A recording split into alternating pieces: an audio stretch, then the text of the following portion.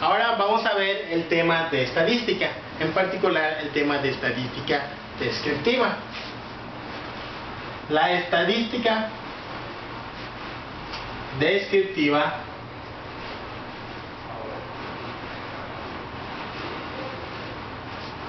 como su nombre lo indica, en la parte de descriptiva, de lo que se encarga es de describir el comportamiento o las características dentro de una población. Vamos a ver los conceptos necesarios o los datos o la información que necesita la estadística descriptiva para poder decir algo o las características de una población. Por ejemplo, para empezar tiene que haber un invento o un experimento de interés. Para en este ejemplo en particular vemos que tenemos o se considera el número de unidades vendidas de cierta compañía. La frecuencia de clase, ahorita vamos a ver qué se entiende por frecuencia de clase, que nos da ciertos datos, y el número de unidades vendidas, como ven, está como que en intervalos del 80 a 89, 90 a 99, 100 a 109. Bueno, para la estadística descriptiva lo primero es, tiene que haber una población de estudio. En este caso, la población de estudio vendría siendo el número de unidades vendidas. Por ejemplo, aquí solo vemos los números, pero podríamos considerar el siguiente caso, por ejemplo, de que sean los modelos de los autos.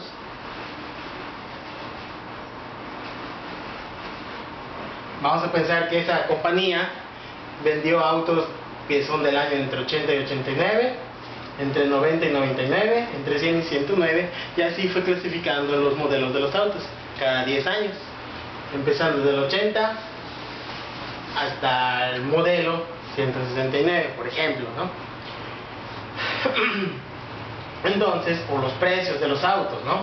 Entre 80 y 89, entre 90 y 99 mil, como no nos especifican, bueno, pues podemos pensar varias cosas sobre esos números. Bueno, entonces, si estos fueran los precios, entonces en esa compañía, autos entre precios entre 80 y 89 mil, se vendieron 7 automóviles. Esta es una manera de representar esa información. Otra manera podría ser como una lista, ¿no? Aquí tengo 7 en cuanto a la frecuencia de clase.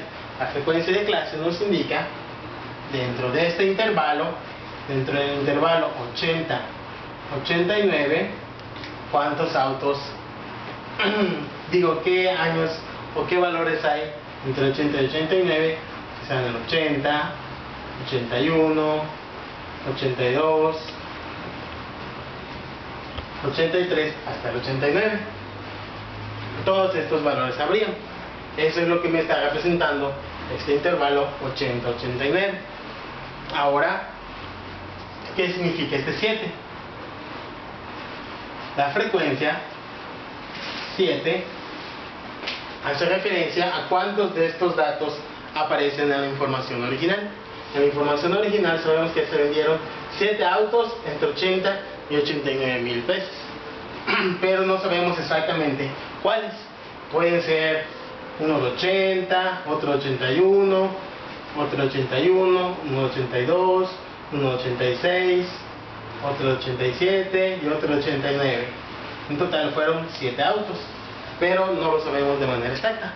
Lo más que podemos hacer es decir cuántos de esos autos entre 80 y 89 se vendieron. Y lo mismo se va a entender o se debe entender por las demás clases por los demás elementos en esta columna.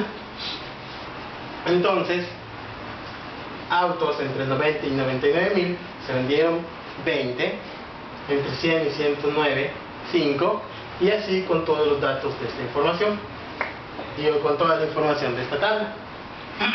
Ahora bien, esta, como les mencioné, es una manera de representar la información de manera, de forma tabular, por ejemplo. Ahora también hay otra manera de representar esa información de manera gráfica. Para representar esta información de la manera gráfica necesitamos conocer lo que se llama frecuencia relativa. Si recuerdan lo que era la frecuencia relativa, era la frecuencia de la clase entre el total de los elementos.